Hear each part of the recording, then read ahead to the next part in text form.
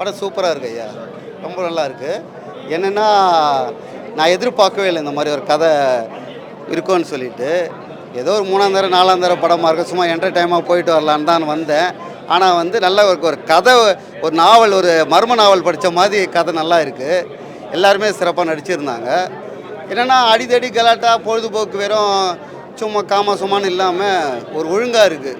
நம்மளுக்கு வர பிரச்சனையை நம்ம எப்படி ரிலீஃப் பண்ணிக்கணும், எப்படி அதை ஹேண்டில் பண்ணணும், அதில் நம்ம எப்படி விடுவிக்கிறது, நம்ம எப்படி இருக்கணும் எப்படி இருக்கக்கூடாது அப்படின்றத நல்லா தெளிவுபடுத்தியிருக்காங்க. கதை விறுவிறுன்னு போகுது. இன்னும் கொஞ்சம் நேரம் இருந்தால் கூட பார்த்துருக்கலாம் போல இருக்குது. நல்லா இருக்குது. நீங்களே அதை சொல்லுவீங்க. தேங்க்யூ. எல்லாருமே நல்லா பண்ணியிருந்தாங்க. அவங்க கேரக்டர் உணர்ந்து எல்லாமே நல்லா பண்ணியிருந்தாங்க. அந்த கேரக்டராகவே தான் நல்லா இருந்தாங்க. அது கண்டிப்பாக பாராட்ட வேண்டியது. இது வந்து முகஸ்துதிக்காக சொல்லலை, நீங்கள் பார்த்தாவும் அதை ஃபீல் பண்ணுவீங்க. எல்லாமே அவங்களுடைய கேரக்டரை திருப்தியாக பண்ணியிருக்காங்க.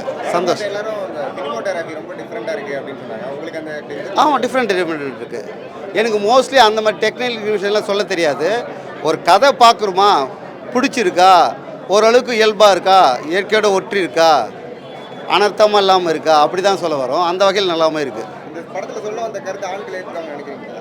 ஆண்களும் ஏற்றுப்பாங்க. ஆண்கள் எப்படி இருக்கக்கூடாது, அதாவது ஒருத்தருக்கு ஒரு துரோகம் பண்ணிவிட்டு ஒருத்தர்கிட்ட போயிட்டு நம்ம நல்லபடியாக வாழ்ந்துட முடியாது. புரியுதுங்களா?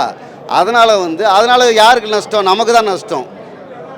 அதனால் நம்ம இப்போ வீணான ஆசைகளோ இல்லை அதனால் பிரச்சனை வர ஆசைகளோ நம்ம அவாய்ட் பண்ணிட்டா நம்ம வாழ்க்கை தான் ஸ்மூத்தாக இருக்கும். இல்லை நம்ம அதெல்லாம் கண்மூடித்தனமாக போகணுமா, கடைசியில் நம்ம தான் நஷ்டப்பட்டு போயிடணுன்ற மாதிரி தான் அவங்க உணர்ந்துக்கணும், ஜென்ஸ் உணர்ந்துக்கணும். ஏன்னா நீங்கள் படம் பார்த்துருக்கீங்க, அதை கொஸ்டின் கேட்குறீங்க, அது தெரியுது. ஓகே, பார்த்தீங்கல்ல. நீங்கள் என்னவா இருக்கீங்க? நான் இவ்வளோ சொல்லிட்டேன். நான் படத்தில் ஆக்ட் பண்ணிட்டுருக்கேன். யோகி பாபுலாம் 3 படம் பண்ணியிருக்கேன். பிச்சைக்காரன் 2, மண்டேலா, இதெல்லாம் ரொம்ப சந்தோஷம்.